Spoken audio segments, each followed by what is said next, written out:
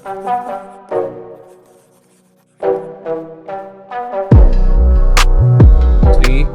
two, one, boom.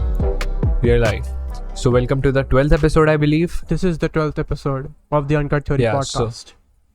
So welcome to the 12th episode of the UnCut Theory Podcast. And we skipped a week, in case you haven't noticed. Yep. So the last podcast that we were sort of like on was extremely long. Like, I'm not even kidding. That was like 2 hours and something minutes. And in the beginning of that podcast, I sort of like told him that because it was like really late at night, it was like 11 p.m. back when we started that particular episode.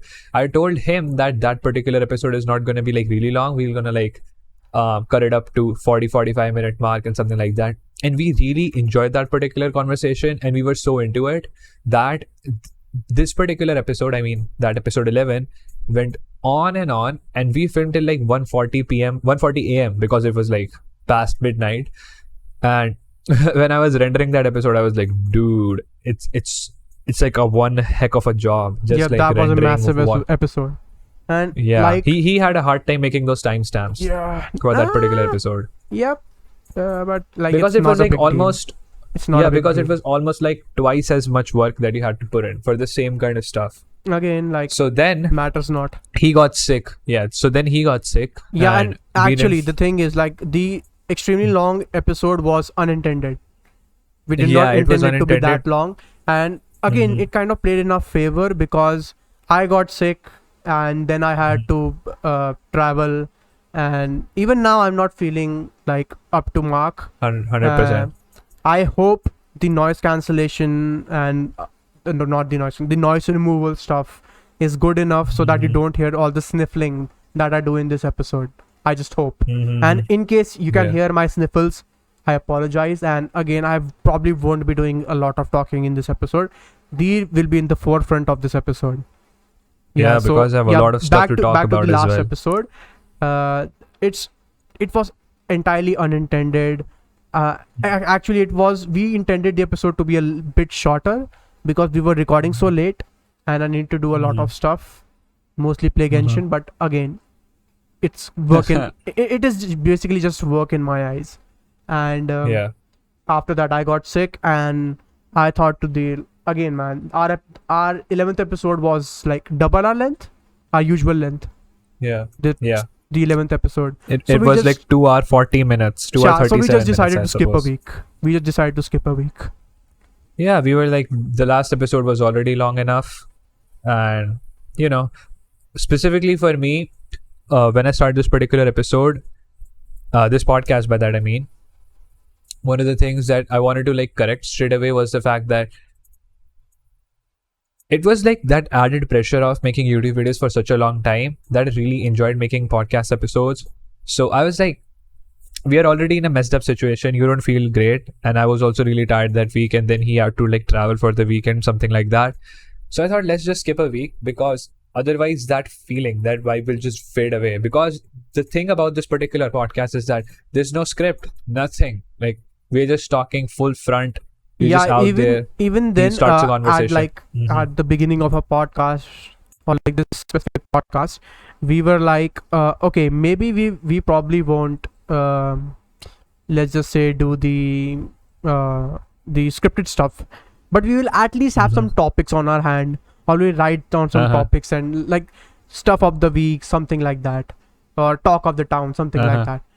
But as we started the podcast, we basically discovered that it's way more easier for us and way more, let's just say, entertaining for you from like the limited people who have somewhat given us some sort of comment or something like that.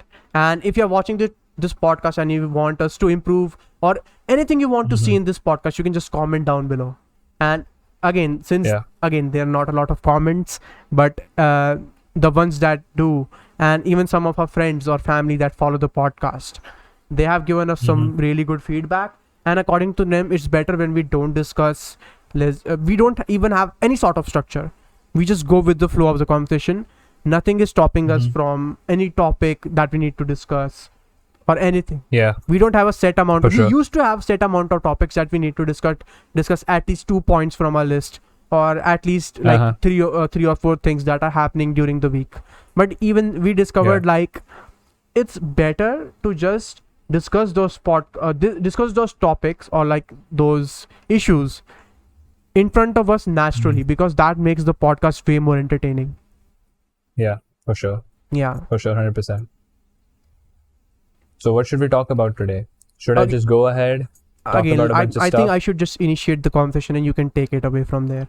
Yeah, one of the most, again, I say one of the most, again, this episode should have been released a week ago. And if this episode was released a week ago, I would have said the most notorious, or like let's just say the most infamous hack or the biggest leak to have ever happened just occurred. But the cyberspace is, let's just say, progressing so, especially the security field is progressing so much. There is like, I would say, 7 record-breaking hacks in this year alone. Yeah, record-breaking. Yeah, in as terms far of as like I data remember, breach and stuff. Yeah, exactly. First, it was China, where so much happened. Again, like, even back then, like was... Nvidia got hacked, Microsoft got hacked, Oracle got hacked, and Uber that was like hacked. the talk of, because you don't see like these are the best of their business. These are the guys that make the software that we use. So again, like I was like the most shocking. Yeah. Again, the most shocking. Shocking in the sense, I would say it was probably the China Shanghai Police Department hack. I think that was the For most me, shocking.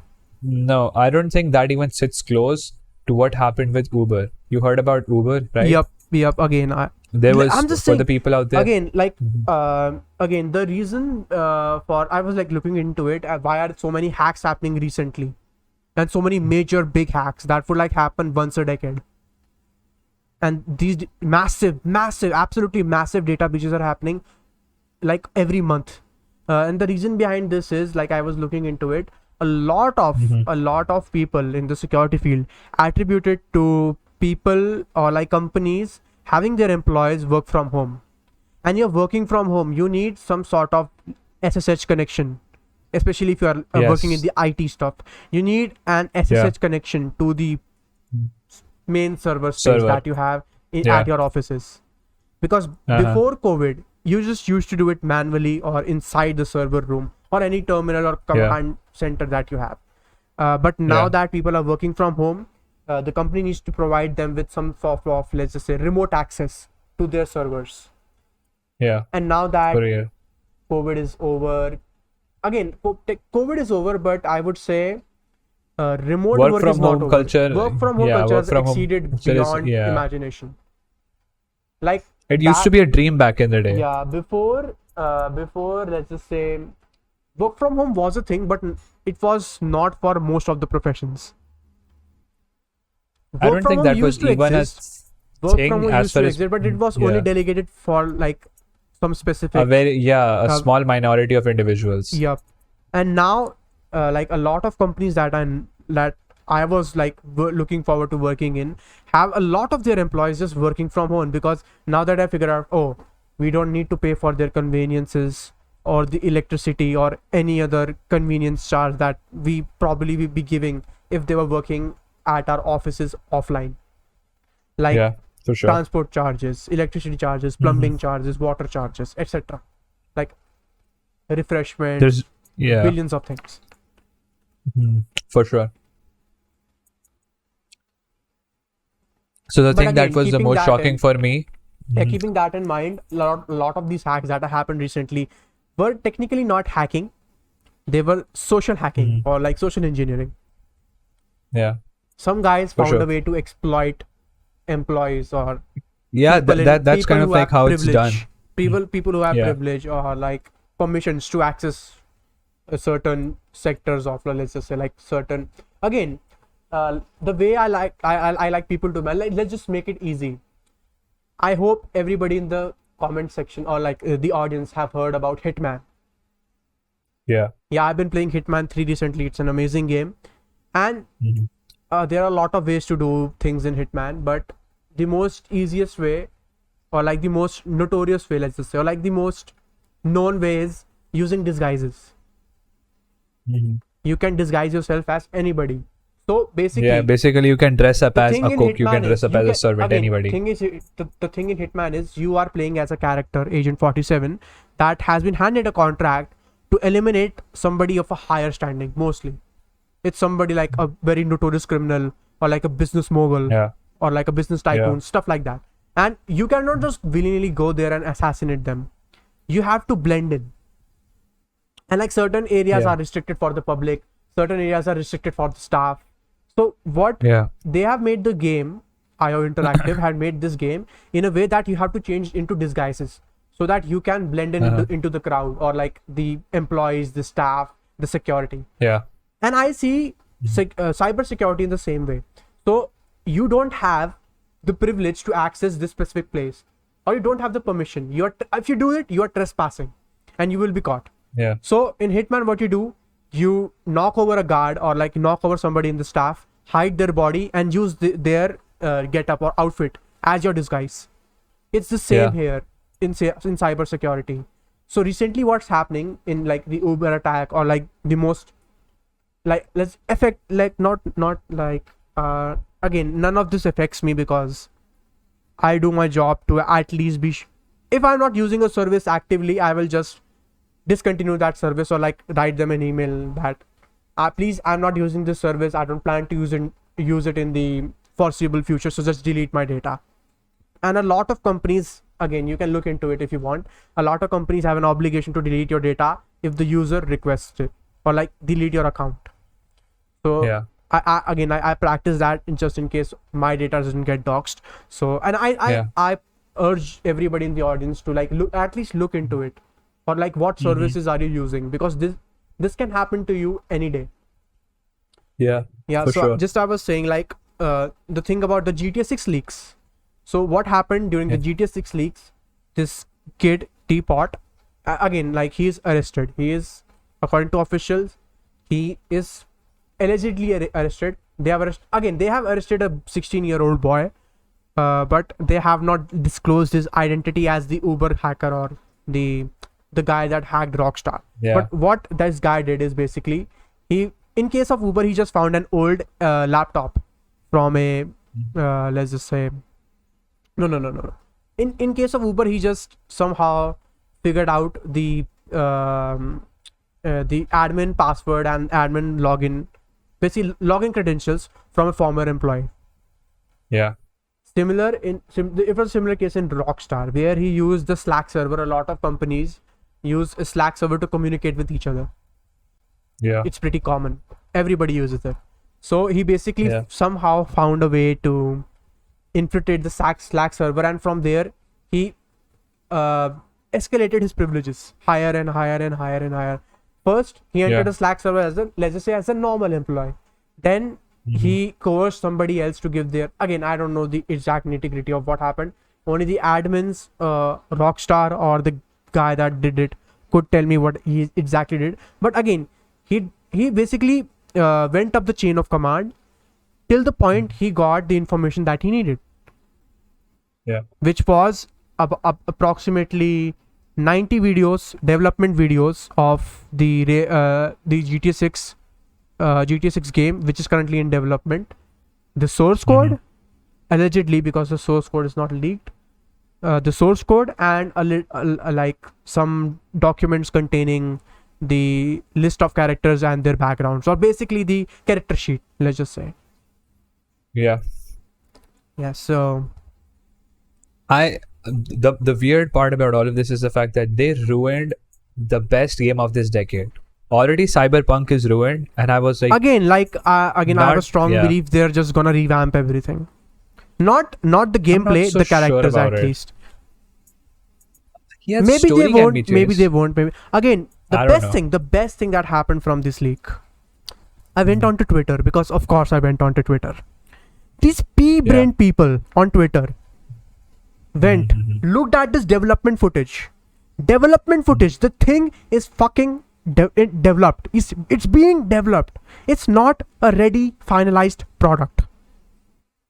It's not even like they are showing it on like an E3 trailer, or like they're showing off the trailer, or they are showing an alpha footage by their own accord. Yeah. It is entirely leaked footage that Rockstar didn't want anybody to see. Yeah. These people on Twitter, these numbskulls on Twitter, the game looks so bad. I'm not buying GTA 6. Of course the game looks bad. What the fuck are you thinking? Of course the game looks bad. It's development footage. The game is still in development. Again, if anybody has looked over the footage, because I expect a lot of gamers in the chat would probably do it, because of course everybody wants another GTA. It's the most massive media franchise or like media product in history, hands down. For sure. The most profitable 100%. indeed. Like it is not just the largest, it's the most profitable. GTA 5. For sure. Of course, everybody wants to see what's happening. So if you look at the footage, the animations are a bit choppy, the textures aren't there, the environment is empty, there's just the character that's textured, everything else is basically blank. Yeah. There are a lot of debugging screen. Again, you know what a debugging screen is there. Like, so you can just look over what's happening, what textures are loading, what's the CPU is, what the RAM is, stuff like that. The debugging menu. And people on Twitter are like, so is this debugging thing or whatever this dialogue box is this permanent? Of course, you fucking numbskull, it's not permanent. Like, these people don't have brain cells, like, hands down. And I'm not just saying it because like I'm involved in this space, because again, I'm currently learning Unreal Engine and stuff, and game development is super hard. And before I knew anything about 3D modeling, 3D graphics, anything at all, I always wondered, a lot of games take a very long time to develop, almost a decade. Especially in case of Cyberpunk took like 7 years after the first teaser dropped.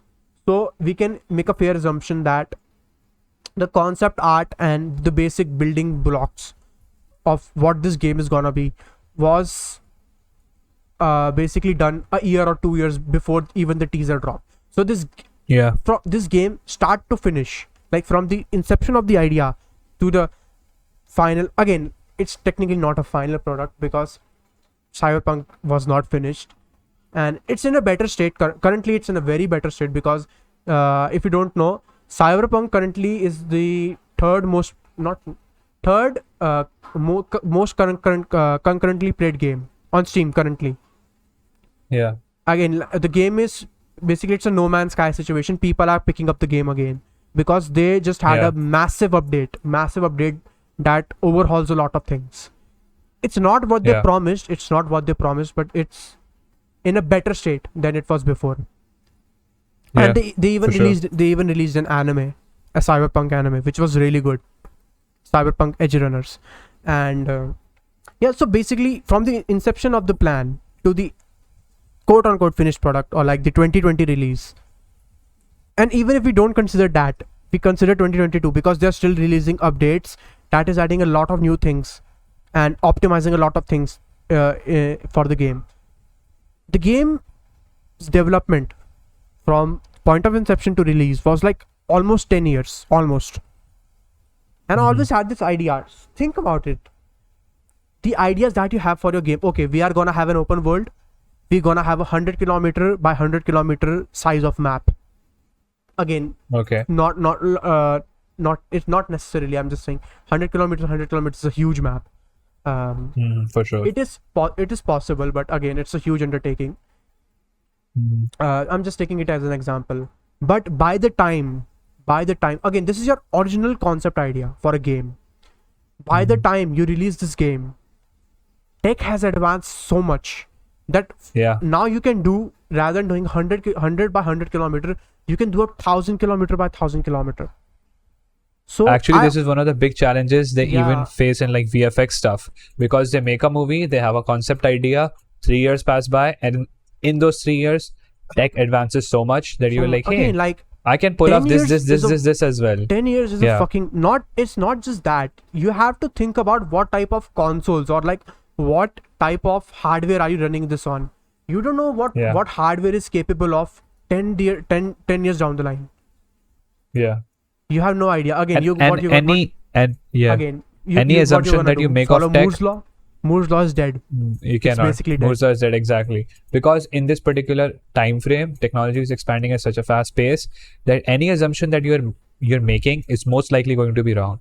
Like literally, I was watching one of Linus Tech Tips videos. Again. No. It's in this specific time frame, if you talk about, it's kind of crazy thinking about it. Like I was watching Linus Tech Tips video. I think it was like 2 weeks ago, just after my minor. I had some free time to spare by. It was an older video. It was not the latest one. And he was talking about like chips and stuff. And recently the 7000 series also came out. The thing that Linus Tech Tips mentioned, and it kind of like made me think about a couple of things in that context. He said the next few years, I think he said 2 to 3 years, in the PC space, as far as NVIDIA stuff is concerned, AMD stuff is concerned, Intel stuff is concerned, the PC market is going to get crazy. Everything is going to be super, super cheap, and your computing power is just going to go absolutely insane. Like think about the Apple's M1 chip. Like if you told somebody like 3 years ago, when somebody had their like 2019 MacBook Pro, 16-inch, fully spec'd out Intel i9, I think it was 9th gen back in the day, whatever that was. 9th gen. It was your M1 Max MacBook Pro, which I, by the way, used last Saturday. I went to the Apple store and I used it. That thing blows my skull off. Like you can literally do anything on that. The thing about M1 is not, again, for me, the most impressive thing about M1 is not the performance, it's the efficiency. The amount of power that thing draws is nothing. Actually nothing. Also, like that's the weird thing. I unplugged the MacBook and I could play back the footage 4K, 0 frames dropped, H.265. Like mind blown.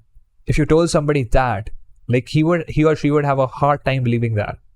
And the battery is just phenomenal. Like it just doesn't get affected whatsoever. You can edit videos on it for like in 4K, go crazy, 20 layers down, you're just doing a bunch of stuff. It can still play back everything. 0 frames dropped. The battery is not even touched. You can work on it for like 3 hours and you would just go from 100 to like 80, 85. It's just phenomenal. Like it blows my skull off. That's the thing. And now imagine how that thing is going to look like in the next 3 years. Like it's almost we are filming this on 2nd October, so it's like the 3rd quarter of this year. Think about it in like the next 3 years. By the time you enter 2026, how the tech then is going to look like. Just think about it. Because tech is not advancing because the thing that here's the noticed. thing. Sure, go on. Okay, the thing that I was saying was the tech is not necessarily advancing in every sector. For example, if you look at these smartphones that I have in front of me, this particular smartphone that I bought it back in 2020 and it still feels pretty brand new. I don't think there's anything really to improve in this phone. Like, the latest Apple's iPhone came out, iPhone 14. I looked at it. I went to the Apple store, as I said, and I was like, there's nothing new about that phone as well. Like Apple says, we have the dynamic island. It's just a cosmetic thing. That's the stupidest thing. The dynamic island bullshit. It's like how should I put this? It's also in my mind, the dynamic island is on the similar cringe level to like metaverse for me. Yeah, for sure. You just invented a new way of showing notifications. That's it. It's just a notification bar. Also, the name is horrible. Just call it a fucking notification bar. It's the same thing. Metaverse took VR chat. Oh no, this is not VR chat. It's metaverse. This is metaverse. This is not a notification bar. It's the dynamic island. Also, dynamic island is a horrible name. I don't know who chose it. Rather than, you should have called it simply a pill. Rather, you had this like notch thing. You have this pill. Again, like we can, like if I was working for Apple, for like the concept design and stuff, and we were sitting in a board meeting, and somebody said, oh, let's just name it Dynamic Island. You have seen that meme, like throwing the guy off the building. Like there's a board meeting, but the boss is like, recommend me an idea. This guy goes, oh, let's just do this.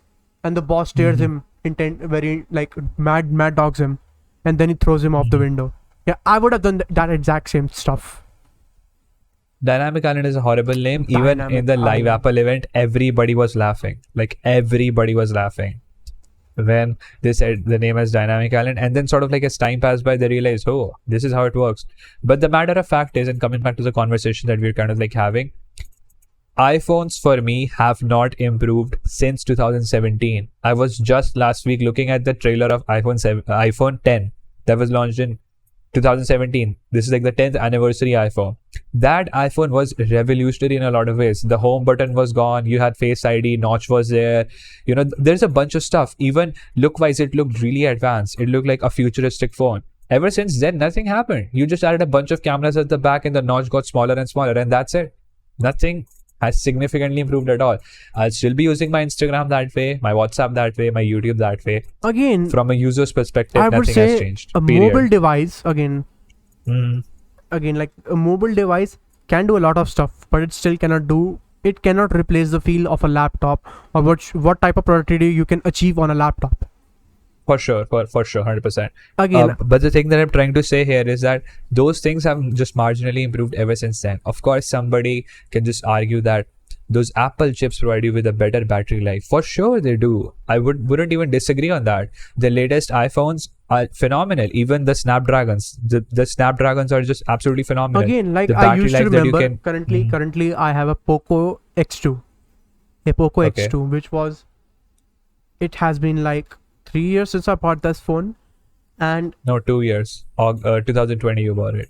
okay, sure thing. Like, again, after COVID, everything is time frame is just jaded for me after COVID. Yeah, same. So Also, I have an interesting story related to time frame stuff. Okay, Continue, okay. then I'll tell the story. okay, sure Mhm. thing.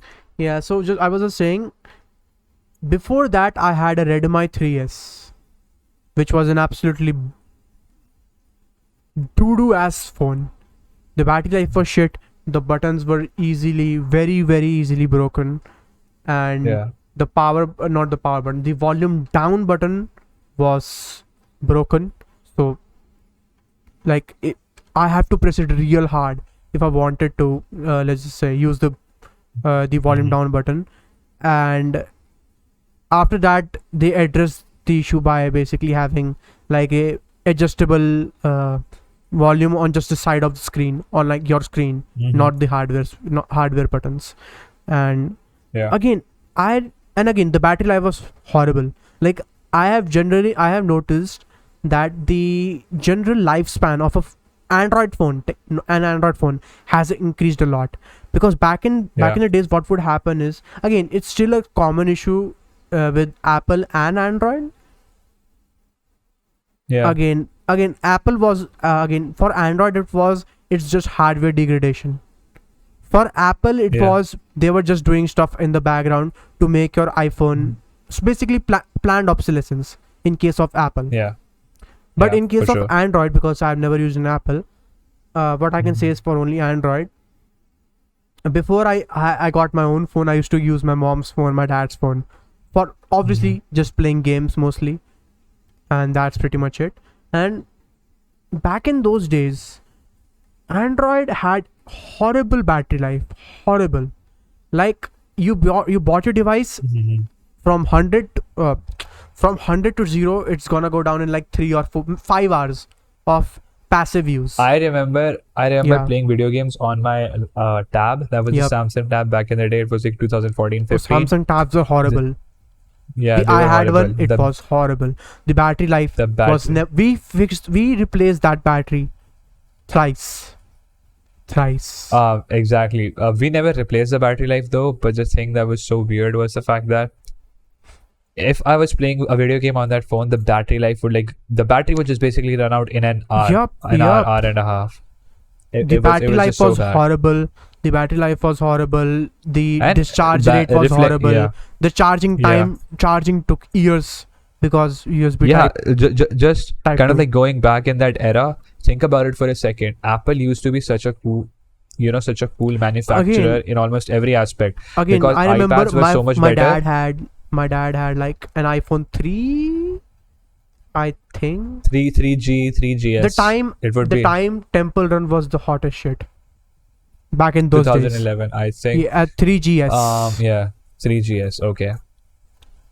That was such a cool phone, like, because back in those days Android didn't had, again, in India specifically, even back in those days, not a lot of people had like a proper smartphone. They used to have either the Nokia flip phones, mostly, like most people had those Nokia flip phones.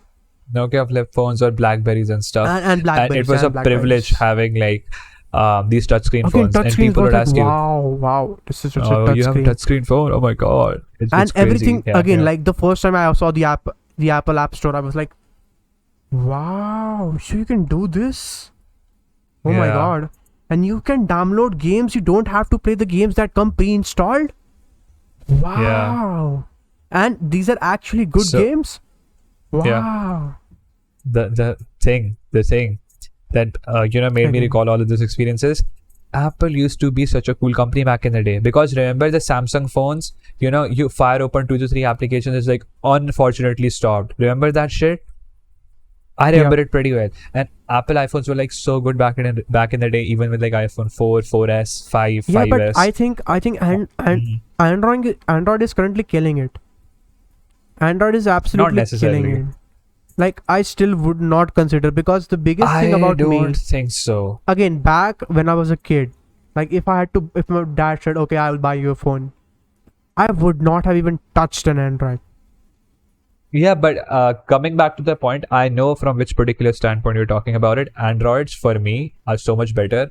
Like, even I have this phone, if I have to kind of like replace it next year or next to next year, I would replace it with Apple. Fuck Apple. Yeah, now fuck Apple for sure.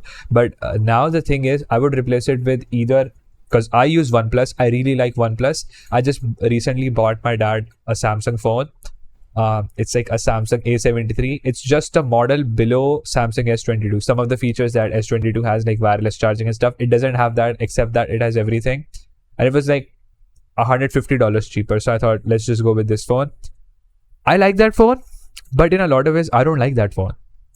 It's sort of like a love and hate relationship with it. The thing, coming back, you said Android phones are killing it. Yes, true. But for, the kind of people that know how to use an Android phone. The thing is, most of Androids these days, especially Samsungs, because most people that use Androids primarily are using... Bloated. Yeah, bloated. Absolutely. They're bloated with a bunch let's just of cut bullshit. To the chase. What would be your ideal phone? SSDs included. Yeah, ideal phone, SSDs included, apps included, everything included. I'm 100% down. I'll be keeping 2 phones in the future. I have this OnePlus stuff. If I'm going for masters outside and stuff, outside it's like iPhones are pretty cheap, so I would go with the base model iPhone. Like, we have iPhone 14 right now, I would buy that. But if you're talking about just having one phone, just like full blown just one phone, I would say, no doubt, no questions whatsoever, Samsung Galaxy S22. That's it. Its Amazon sale is on. You can buy it like of 53,000. 50. Okay, like 53,000. That's a for really good deal. Phones, that's pretty reasonable.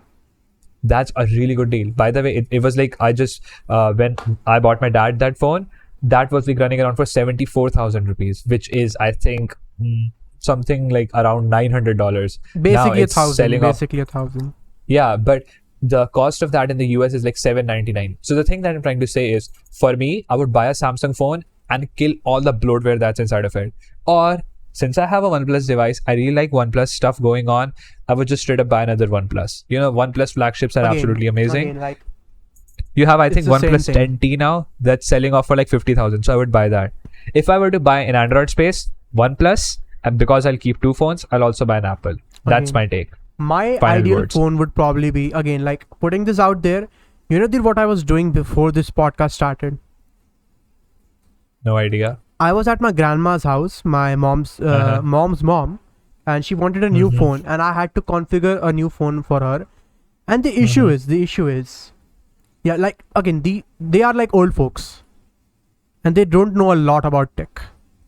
And they don't even have the willingness to learn anything about tech. That's the problem. Again, if I was that age, I probably don't want to learn anything new, especially in tech that I don't understand. Not necessarily.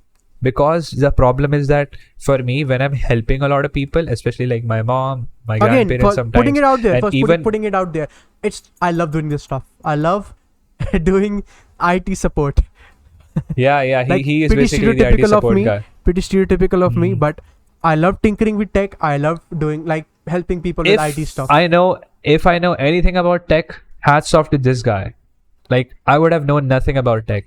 When I bought a laptop, I just love showing people how to use technology. Like Yeah, I don't exactly. know what's so like rewarding about it, but it's just so cool. Like seeing people who have not used a specific technology experience or witness that specific That technology. stuff. Yeah, exactly. Yeah. So for me, the thing was, I have learned everything about tech through this guy. Like quite literally, no joke. Everything that I know of is because of this guy. But coming back to that point, the problem with Apple, or that's a good thing about Apple, is even though Apple is charging a huge price point, a high value for their brand name and blah blah blah, all that kind of stuff. If you don't know anything about tech, you can still use an iPhone. Again, That's like the thing. I would absolutely And recommend when I- somebody who has a lot of money to spare and Mhm. doesn't want to. Again, if I have to buy an Apple product, it would probably be Mhm. for my grandma, or like currently I don't have that sort of money, and if I had that sort of money, or like my parents allowed it, I would probably buy my grandma a iPhone, hands down. It's just easier to I use don't and think so. easier to set up. Yeah, And- it's easier to use, but specifically for me now, to be honest, I like iPhone, but the problem is that the moment you buy an iPhone, it's like you're restricted in their stupid ecosystem. That's what I don't like. Again, like that's why I would Uh-huh. recommend, because my grandma doesn't have a need for a ecosystem. All she needs in the phone, Mhm. check the weather, how do I make calls, how do I use WhatsApp, how do I turn on So the she mobile can data, buy like the most basic how, Android, but how yeah, do I you're turn on talking the about mobile accessibility data, stuff. how do I do WhatsApp, how do I access the contact, and how do I all check the basic weather. stuff. Yep. The basic Not stuff. even the basic stuff, the bare bones, like what Bare to use bones, a phone exactly. for in current days. So basically, Yeah. I bought her a Poco M4, cheap, bought it off Amazon or like Flipkart for like how much? 16? No, that's my phone. I bought my phone for 16. Her phone was like 9,000 rupees, which is nothing. Okay. Again, the thing that I was mentioning was, back in those days, you bought an Android phone. After 1 year, you could see a discernible drop in performance. Absolutely. A massive drop in Specifically, performance. yeah. Things would hang a lot. Not Things just would the- crash a lot. Not just phone- the your phone would- performance. Overheat. Your battery would drain faster. Stuff like that. The battery And that stuff has gone is down. absurd. Again, that has gone down a lot. Again, maybe But it's I'll tell you something about Sure, it. I'll go tell you on. something about it. My dad has a Samsung phone. I just bought him another Samsung phone because he's like used to it and stuff. But the thing that I've seen is, if you do not know how to use Android, because I use Android in like a very optimized manner, you will still ruin it. You still again, go through that shit. Yep, agreed. 100% agreed. 100% agreed. The That's thing that the we were reason discussing, if- again, let me interject. Just for context, Sure, go on, this go on, is go on. this right here is a OnePlus Nord. Not Yeah. advertising. Nobody sponsored me to say this. This is an amazing phone. I bought it here in India for like 30,000 rupees, and in the US it sells the same model, 256 gigabytes, 12 GB RAM, sells for $479. So that's like about 40,000 rupees, something like that. And in India I bought it for 30,000 because in India it sells slightly lower, let's say. So everybody that I told to buy this phone, because this was a really good phone back in the day, the higher end OnePlus was like OnePlus 8T. It has a 48 megapixel sensor, same sensor. For me, camera was everything because we do this video stuff. Now I Same. have a physical camera, but the thing was camera and software. That's it. I don't care about anything at all whatsoever. I don't play games, never installed a game. I don't give a shit about that. So everybody that I told to buy this phone and had bought that phone doesn't use this phone, because guess what? They completely ruined it. Ruined it in every single sense. The battery was shit. Performance went down by like a huge margin because they don't know how to use it. They will Again, just play video game. coming back to start at that 100%. First of all, the thing about is, before this, I had a very shitty potato Dell laptop that I gave off to my sister, and there were specific instructions that I gave her. So, Yeah. if you want to use this tech, respect this tech. If I ever found that you just left the laptop on for no apparent reason, the battery's constantly being drained, you never charge it, the keys are falling off. Again, I told her not to do it. She's still doing it. If it continues, I'll probably like take away the laptop, my old laptop. So basically, again, the moment I gave her, again, I keep my tech at like the most pristine condition that I can, not just physically, but like software wise for like optimization and stuff. And again, the same thing that I gave her my old laptop. It had a CD drive. The CD drive doesn't come out. It's jammed. The keys have like some kind of junk stuck under them. Some of them don't press. The laptop would basically the monitor would disconnect. The onboard monitor would disconnect if you like turned it beyond a certain angle, stuff like that. And but why would you do that? Again, like that's such a risky thing. No. Of course, it's not like you're bending it. It's like this is the normal how you use your laptop normally. And the moment you start tilting it a little bit, it like fades away. The moment you start tilt it over, like I would say, like how much? 120 just degrees. Just a little bit above 90 is okay. Yeah. You turn it like after 100 degrees, which is like still normal for a laptop. It just the monitor just goes blank. Yeah, I can understand. The power button is just jammed inside. And again, it has a again, it's basically held by tape, so that says a lot. And and I take care of my stuff. I still have my old Lenovo tab that I still both of do us same. got. It's kept over there. Both of us got. I use it as an e-reader again, it now. still runs flawlessly, but the issue is it runs on not like flawlessly. Android. Again, it's not the issue. It's not the issue with the hardware being bloated, and it's still, again, it has some performance issues, but it still runs pretty smooth for me. I don't think it has performance issues.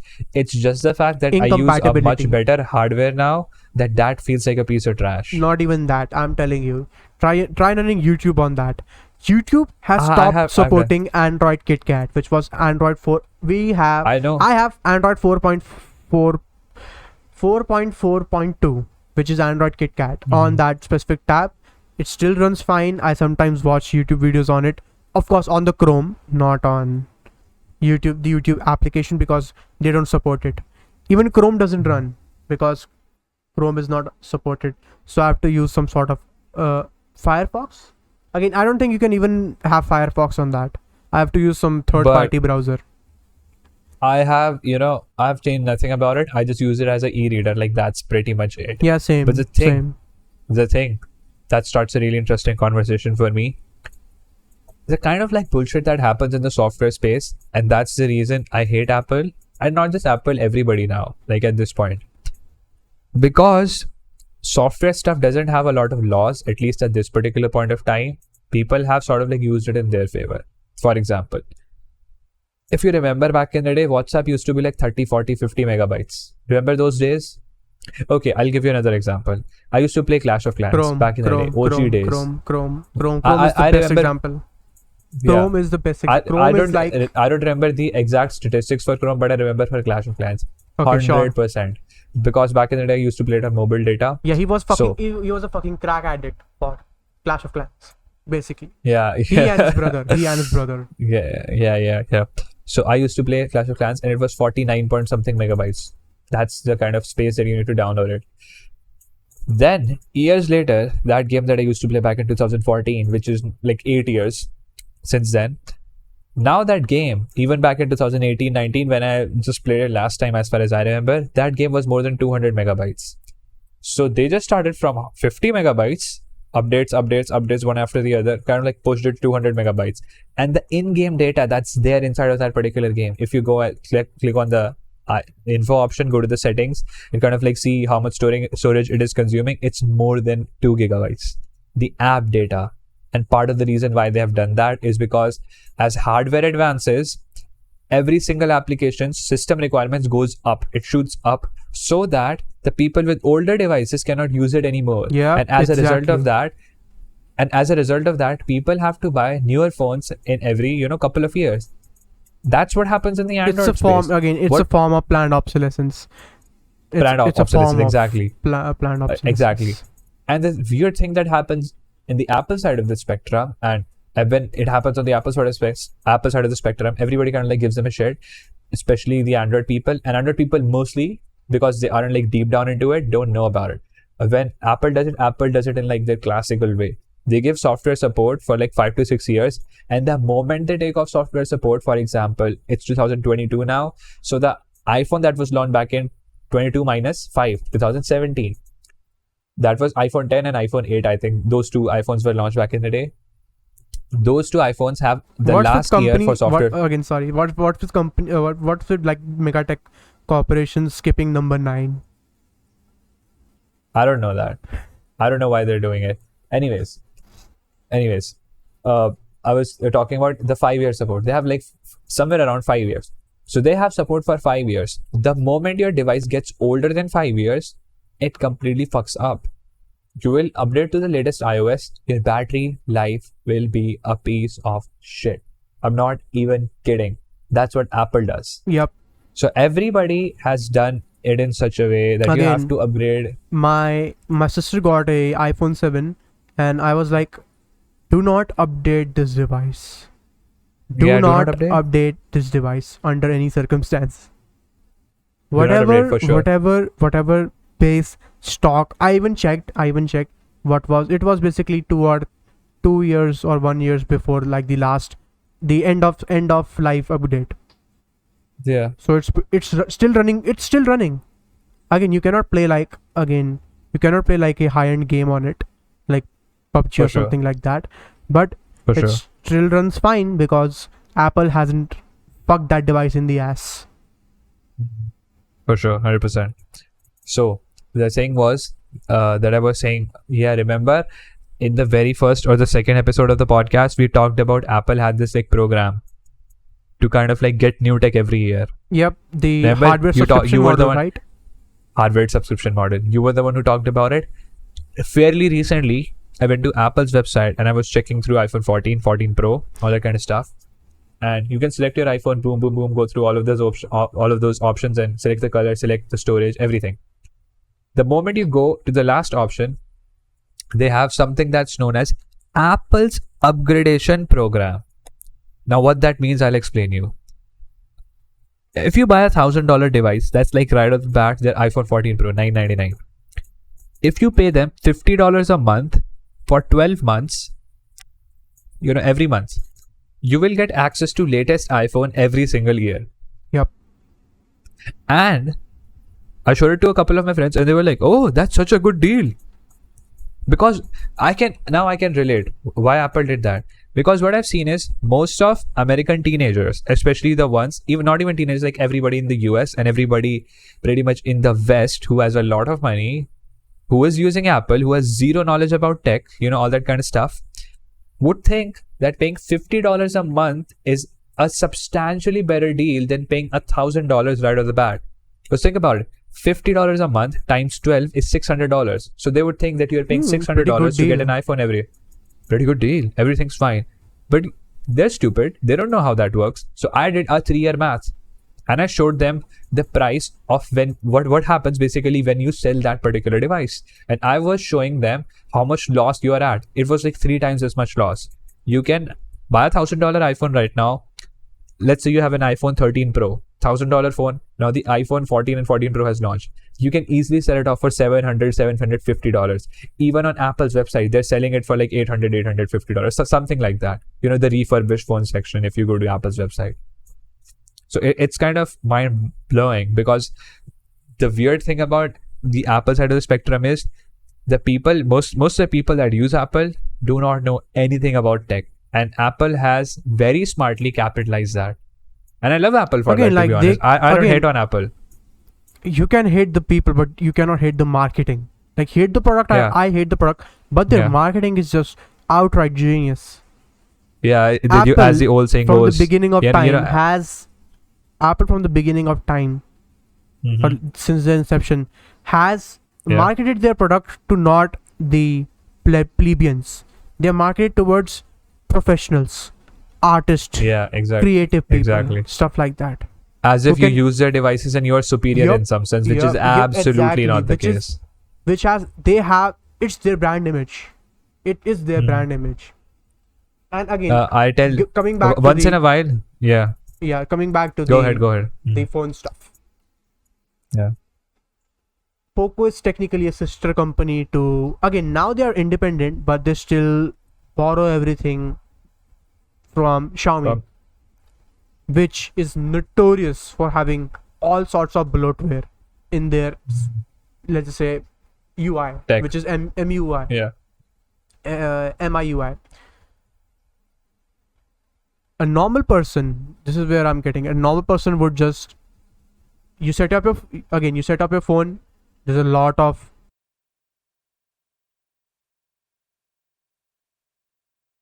Oh, hey, I can't hear you for some reason. I think your microphone is unplugged. Just check it for a second.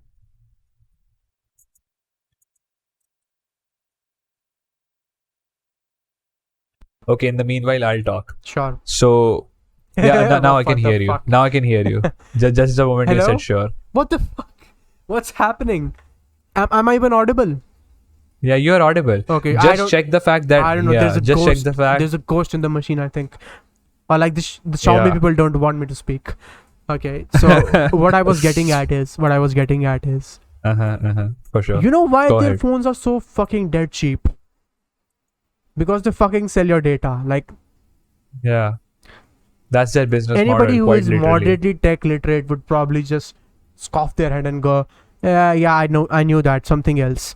So But they what I don't know don't how like- that's done. again, what I don't like about people is, especially in India, they don't give a fuck about privacy. Basically, They don't the give a problem fuck is about that privacy. Again, Yeah, for you sure, have you have uh-huh. described this to me. You basically said people associate value to anything that's tangible. Your data isn't something you can see, you can touch, you can feel. So they think, oh, they can. What is my data? I don't care. They can just take it. What they don't understand is, again, maybe currently everything that the company does is take your data, sell it to advertisers. That's it. And again, in a Yeah. perfect world, hear this deal. In a perfect world, if this was the only thing Mhm. that your data is being used for, I would sign every single contract with an agree. Every single tech Yeah. or anything, the ULA or like the end user license agreement Yeah. come. But Agree and continue. That agree, button yes, that pops agree up. and continue. If that was the Uh-huh. only thing that it was used for, what happens is Mhm. these fuckers don't know how to store their data, which is fucking apparent. Microsoft sure. got hacked, Uber got hacked, Nvidia got hacked. These are fucking tech giants. These are the pinnacle. These are the people that are the pinnacle of technology. They make the Yeah. shit that we use, and even They they run don't this have their shit, own. yeah. Again, they don't know how to handle shit, and they constantly get hacked. Yeah. Again, what happens is, taking a very current example, a Australian network provider, Optus, or like I don't know what their name is. Optus. Just make a quick Google search. Yep, Optus Australia network provider.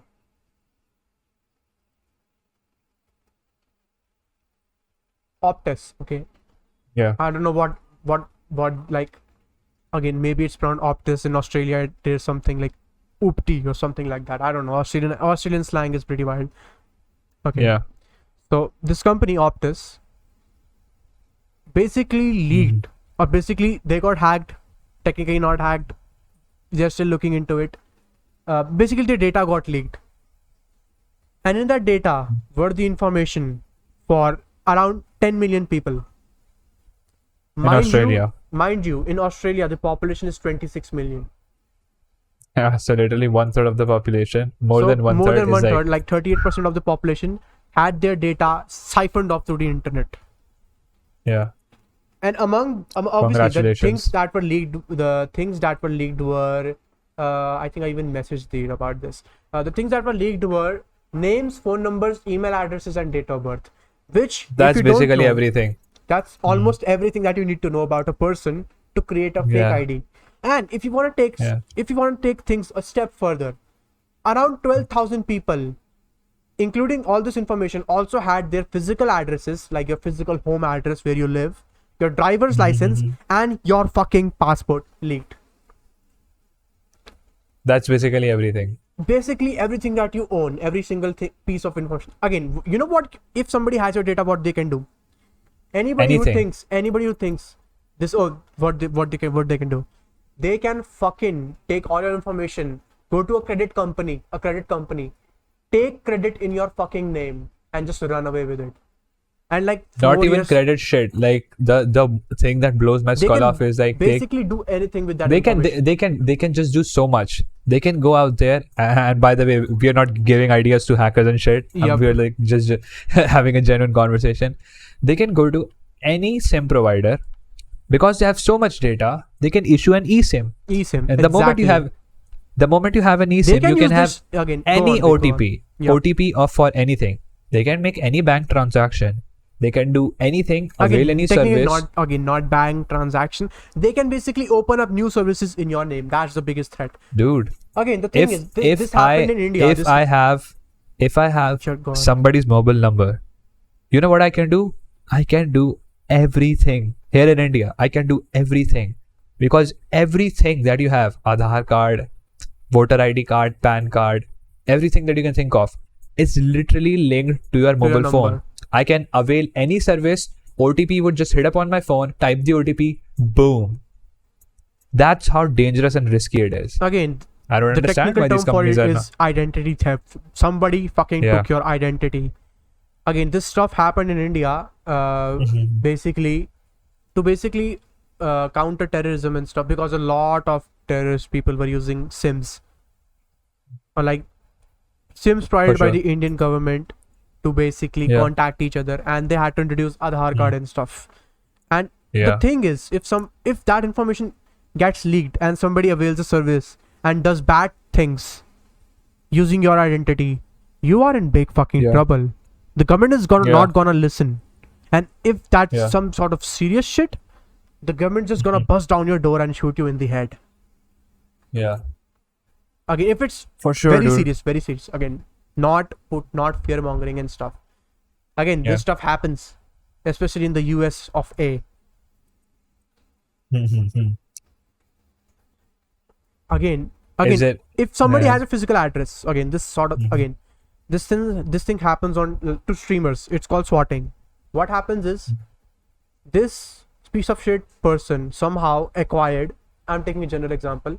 This piece of shit person generally acquires this streamer's address, and to create drama, they use the physical address, call the police. I'm specifically talking about the USA, because they take that sort of stuff in the US extremely seriously. They would just call the police and go, oh, hello, is this the 911? Yeah, I wanted the police. This guy next door is basically I'm hearing screams, and this guy is basically taking someone hostage, and he has like a machine gun, which you can buy in the US. The police 911 dispatcher would basically send the SWAT team to your door, and there have been instances where SWAT team has entered the house of an innocent streamer and shot him dead. Live streamed. And this is, again, swatting is very common. Mind blown. A lethal, it turning fatal or it turning lethal is like God, like touch wood, is very, very, very rare. But again, swatting happens like almost every day. Like if you go on Twitch and stuff. Okay. And again, after that, after your address is exposed, you are basically living in the dread that this does not happen again. And the only thing you can do is change your home, which in US is not easy. In any country, that's not easy. Yep. Changing your home is like changing everything. Again, and if somebody figures out your address and they can do this, think what they can do when they have a lot of information on you. So they can basically steal your identity. And again, this is to everybody who thinks, again, in India, people don't give a shit about privacy. If you ever encounter a person who doesn't give a shit about privacy, just go and tell them, hey man, you don't care about your data, you don't care about your privacy. Okay, just give me your phone so I can just peruse through your phone. Just give me your password and I can just go through. Again, most people, what most people use is, I don't do anything wrong, so I don't need to hide anything. Yeah, that's the most common argument that people. So again, if you're not scared to show you, just show it to me. If you can show it to a massive corporation, why not me? Just give me your phone. I will just peruse through your WhatsApp and stuff if you don't have an issue. I can just go through your gallery, check on every photo, every dick pic that you ever took. Who gives a shit? Like, you don't care about that. You're an alpha giga chat. You don't give about a shit about your information. Right, dude? You give that shit away for free. You go on the dark web. You go on the dark web, you use your real name with your address in like brackets because you're a fucking giga chat. Right, guys? Yeah, this is to all the people who think privacy doesn't matter. Yeah, and back to the conversation about my ideal phone. I would basically take a Pixel phone. Again, the thing that you mentioned about the planned obsolescence. I forgot about Pixel. Again, the thing that you mentioned about planned obsolescence. You can combat planned obsolescence. In the words of Louis Rossmann, he recently posted a video that got into my recommendation. Again, technically, you can make. I'm going into the world of custom ROMs or like custom OS for your phones. Because but for the average customer, that's not easy. We are not the average, dude. We are not the average. Okay. Again, the thing about Xiaomi is they're bloated to hell. And I literally have a Java executable, let's just say a Java executable program that's Xiaomi ADB and fastboot tool, which basically allows me, again, I think everybody has been through this. You go on your phone and some apps, you just cannot delete them. All you have to do is uninstall updates and disable. That's all you can do. But this app enables you to go down and you can basically delete anything. Again, if you're listening, I would not recommend this if you don't know what you're doing. Because you'll just end up deleting something that's important. Again, you don't know what's important. I don't know what's important, but I have done this exact procedure a dozen times. So I have a general idea of what I need to delete. And again, for me, I can basically clean wipe my phone. But for somebody who is like doesn't like delve into, like for my grandma for example, the phone arrived at our house. I cleaned every bloat because again, I did not delete the Google apps, which I consider them to be a bloat. But again, most of them are bloated. But I left in Chrome because again, she does not need to like, how should I put this? She does not have the expertise, so she's not just like, she doesn't care if her browser is Chrome or Brave or Bromite or anything else. She doesn't care. And again, what you are giving in, again, if you're gonna delete like Google services from your phone, most of the things in your phone are not gonna function, putting it out there. And again, even if you don't delete the Google stuff and you delete some random bloatware stuff, maybe your system is not gonna like break or something, but but a lot of services will be disabled for you. Stuff like Find My Phone and stuff that most people don't use, but they're still good to have. Again, I don't use them, so I don't need them. So again, you can, if you have a Xiaomi phone and you basically know the technical know-how, you can follow a YouTube video, because that's what I did in the start. You can download this tool, clear away all the bloat, and your phone's life is gonna increase for like 3 or 4 years plus. For sure, 100%. That's one of the things that I don't like about Samsung though. Again, but the ideal condition is fuck all this bullshit. I'm the boss here. I'm a Linux user. All this small tools and compatibility shit is not for me. I want the real shit. So what the real OGs out there do, either they buy a Pixel, because Pixel, or a OnePlus. There are a lot of custom, again, I think we have mentioned this on the podcast. Android is basically Linux. Android is based on the Android open source project. Which is an initiative which is partially funded by Google. Basically, Google owns it. But the best thing about open source is, no matter how big the company is, or like how big the project is, how many people are supporting it, or regardless of who's developing it, if it's open source, anybody can access this fucking code. For sure, 100%. So what people do is, again, the people that are know somewhat about this stuff, they either buy a Pixel Yeah. or like a OnePlus. And because again, the thing about these is they are very open, because you can do OEM unlocking very easy on these phones and stuff. Like even Poco is known for being easy to unlock the OEM, the bootloader. Okay.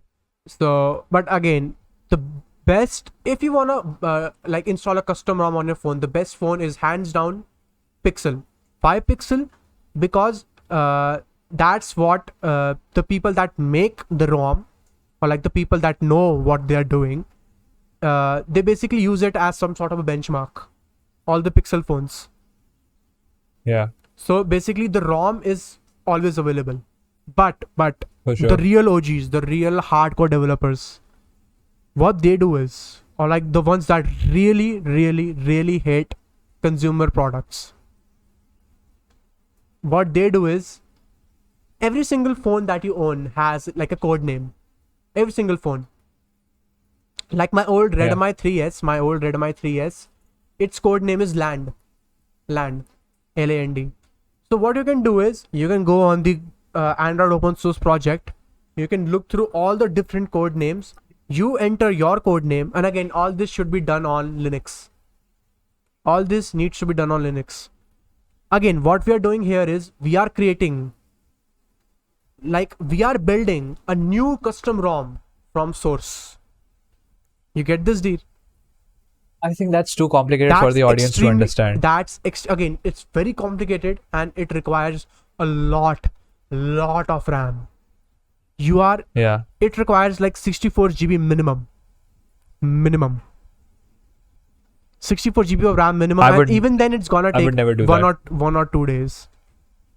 I would never do that. Again, the best solution is, even if I had the knowledge, I would never do that. Definitely do it. I would, again, most likely than not, I will buy a Pixel, because compatibility is better, stuff is better. In that regard, I'll just buy like an iPhone or something. Fuck That's the the thing. iPhone. I'm talking about from a consumer standpoint. But of course, this is not consumer shit. I don't want anybody to believe this is easy to do. Especially making your own OS stuff. Making your own OS, like building from scratch, is extremely difficult. It takes a lot of time and a lot of computing resources. I would not recommend anybody do that. Anybody. Okay. Regardless of like how technical know-how you have. How unless you are like a legit developer. But the thing is, there's this stuff known as Graphene OS. I think you're getting way too complicated now. Again, there's something known as Graphene OS, which is super good. Like, it's good to the point. For the vast majority of the audience, from this particular point, they would not understand anything. Extremely niche stuff. You probably won't even ever encounter this stuff in the wild. Yeah. Anything else you want to talk about? Or because the podcast is like over 1 hour 10 minutes, so we can like wrap it up till here. We can just wrap it up with like small few things here and there. So basically what I was saying is, again, there is always, like, I like to put all this is like, there's always a way out of stuff. Technology at its core, all the people that, again, the thing is, every developer in the world wants to make the best software that they can, the most open software that they can. It's the corporation and the executives that brings in all the proprietary bullshit. For sure. 100%. And like people who are, let's just say again, like I like to think of like people like Richard Stallman and like Linus Torvald. Like these people are the progenitors of technology in my eyes. Okay. So like these people understand, like, because again, the best developer in the world wants the best software, or like makes the best software in the world. Again, that's what you would expect. And but that's not the case. If somebody is so good, like this is like a very like a circular Ouroboros stuff. If you are, again, like, let's just say I am a YouTuber and I want to hire an editor. I want an editor that's so good, he edits on the film, like edits on like the huge screen on the cinema and stuff. I want that sort of editor. The thing is, Yeah. if somebody is that good, why would they work under you? Exactly. That's And the thing. that's the basically the paradox that like I am hinting towards. Yeah. Again, like For sure. every single major technology in this world, almost every, is made by the technology at its core is very open. Yeah. It's very open. It's not something that's obfuscated. It's not something that's hidden. And For sure. this is why the open source community has existed for so long in this like capitalist world that we live in.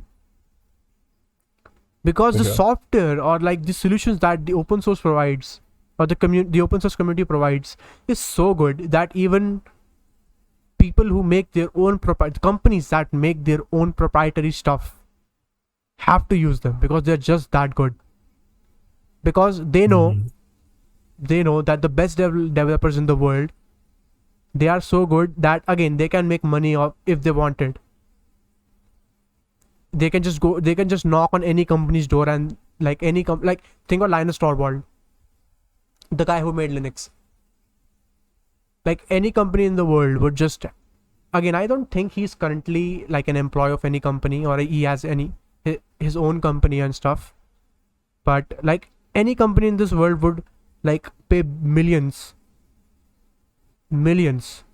just to even consider having him hire that guy. on their team because Yeah. he's just that good. Like that's For the sure. thing. Like the best, like these people are so beyond the curve, like they're so like above everything that they don't need the incentive of money to drive them.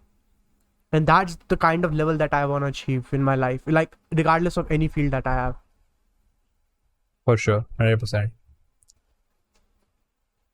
I think we should limit the podcast till this point Yep. because it's 1 hour 13 minutes as far as I can read. So I think that's pretty much it for this episode. If you Yeah. guys enjoyed it, make Oh my god, Make sure you guys- my throat is jamming up. I said that I Yeah. won't talk in this episode, and now that I have stopped you talking, were the one who was talking for a long again, time. I That- just can't stop myself. Yeah. I wanted to make a joke there because you were like talking straight up for like 15 to 20 minutes. But anyways, Yeah, now So my throat is that's hurting like- now that I've stopped. yeah. So that's pretty much it for this particular episode. We'll see you guys next week with another episode. We'll talk about something. New, Maybe we'll just something bring fresh. new stories and new Probably stories, not something fresh. tech related because this episode was Because like, he from went start to really deep down finish. into tech, and I Again, like personally this sort of stuff is interesting. Again, it's more interesting No, if you it's show not it in like interesting. show it on the screen and stuff. it's not interesting. No, it's Fuck not off, dude, interesting. it's super interesting. For the average person, it's not interesting. I'll genuinely tell you. Like I introduce people Sure to thing. Linux, and I genuinely introduce people to Linux. I show them how Linux works, and they're like, "Oh, that stuff is way too complicated." So that kind of conversation for the masses, for like 85% of the population, is not interesting at all. I just whatsoever. hope I can there's somebody in the audience, somebody in the crowd that's just going, yeah, man, I'm hearing you.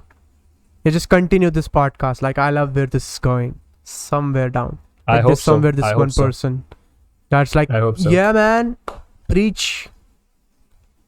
Yeah. Okay. So yeah, that's it for this episode. So we'll catch you guys next week with another episode, same time, Friday, 7:30 p.m. Indian Standard Time. So yeah, that's it, I guess. Thanks for watching. Bye-bye. Bye.